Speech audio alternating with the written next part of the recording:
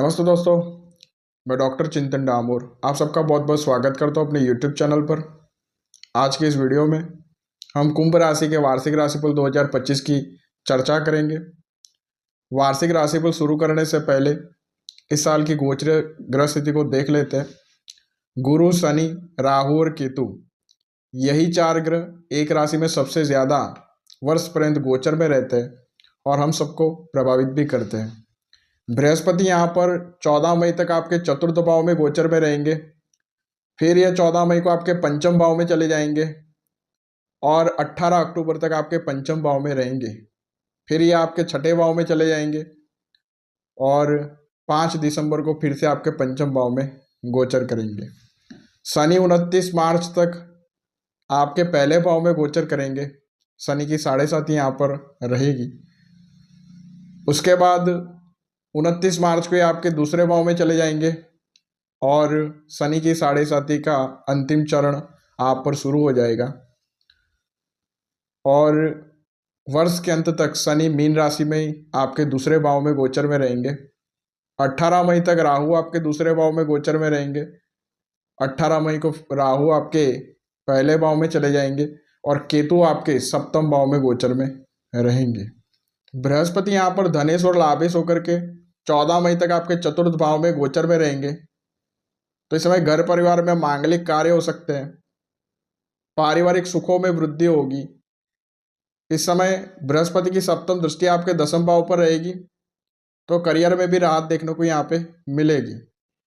14 मई को बृहस्पति आपके पंचम भाव में चले जाएंगे, तो इस समय संतान प्राप्ति का भी योग बनेगा। संतान संबंधी सुखों में वृद्धि होगी। एजुकेशन में आपको सक्सेस मिलेगी। एजुकेशन में बेटर परफॉर्म कर सकेंगे। किसी नए प्रोफेशनल कोर्सेज में आप एनरोल कर सकते हैं। आपके ज्ञान में वृद्धि होगी। रिलेशनशिप में यहाँ पे आपको सक्सेस देखने को मिलेगी। बृहस्पति की यहाँ पर पंचम दृष्टि आपके नवम भाव पर है, भाग्य का आपको साथ मिलेगा। बृहस्पति की सप्तम दृष्टि आपके लाभ भाव पर है, आर्थिक पक्ष आपका मजबूत होगा। 18 अक्टूबर को फिर बृहस्पति आपके छठे भाव में चले जाएंगे, उच्च के हो जाएंगे, तो यहाँ आर्थिक लाभ होगा मगर साथ में खर्चों में भी वृद्धि होगी। यहाँ आपके कर्ज में वृद्धि हो सकती है और इस समय आपकी स्वास्थ्य समस्याएं यहाँ पे बढ़ सकती है। शत्रुओं में भी यहाँ पे वृद्धि हो सकती है। फिर बृहस्पति आपके पंचम भाव में चले जाएंगे, तो यहाँ आपको फिर राहत देखने को मिलेगी। शनि 29 मार्च तक आपके लगन में गोचर करेंगे, आपकी राशि में ही बने रहेंगे, तो यहाँ सस नाम का पंचमहापुरुष राजयोग भी रहेगा। तो यहाँ आपको करियर में आपको संघर्ष के साथ सफलता देखने को मिलेगी। आपकी नेम फेम यहाँ पे बढ़ सकती है। साथ में यहाँ पे स्वास्थ्य संबंधी समस्याएं भी बढ़ सकती है और वैवाहिक जीवन में तनाव भी बढ़ सकता है, क्योंकि शनि की सप्तम दृष्टि आपके विवाह भाव पर रहेगी। 29 मार्च से शनि आपके दूसरे भाव में चले जाएंगे, तो यहाँ पर करियर में आ रही जो स्ट्रगल थी उसमें थोड़ी कमी हो सकती है।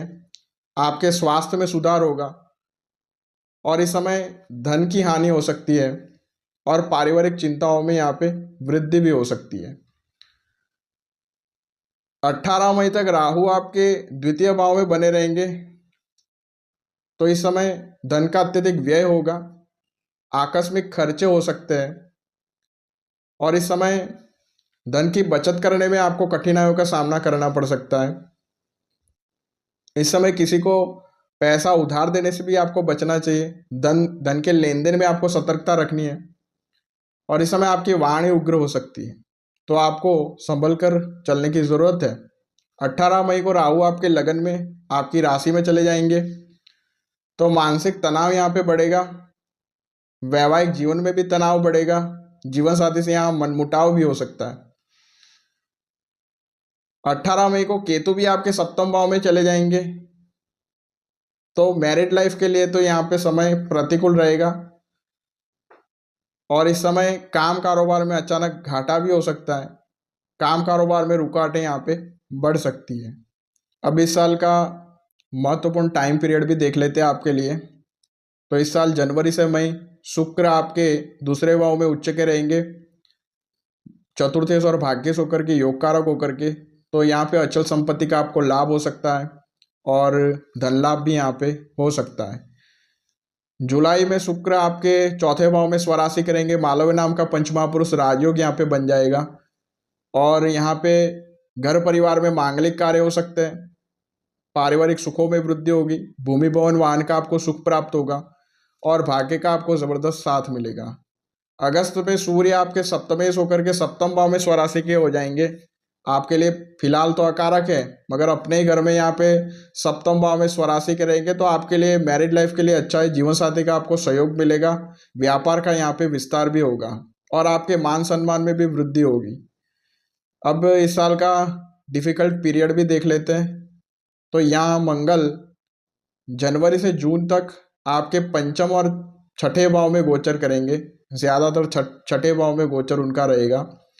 तो आपके हेल्थ प्रॉब्लम्स यहाँ पे बढ़ सकती है, अनिद्रा और मानसिक तनाव भी यहाँ पे बढ़ सकता है और कानूनी मामले यहाँ पे बढ़ सकते हैं, आपको सतर्क रहने की ज़रूरत है।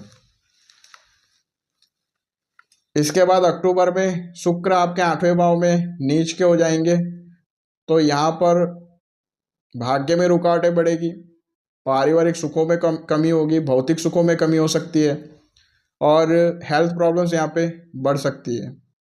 नवंबर में सूर्य सप्तमेश होकर के आपके नवम भाव में नीच के हो जाएंगे, तो यहाँ पिता के स्वास्थ्य पर यहाँ पे दिक्कतें बढ़ सकती है, आपके भाग्य की हानि होगी। आप इस समय आपको अधिक मेहनत करने की ज़रूरत है और वैवाहिक जीवन भी यहाँ पे तनावपूर्ण रहेगा। तो ये था कुंभ राशि का राशिफल, वार्षिक राशिफल 2025। इस साल आपको शनि और केतु के मंत्रों का नित्य जप करते रहना चाहिए। शनि का मंत्र है ओम शम शनिश्चराय नमः और केतु का मंत्र है ओम श्राम श्रीम श्रौम सह केतवे नमः। इन मंत्रों का आप नित्य जप करते रहें और अगर आप भी हमसे कुंडली दिखाना चाहते हैं तो दिए गए व्हाट्सएप नंबर पर आप हमसे संपर्क कर सकते हैं। आज के लिए बस इतना ही। नमस्कार।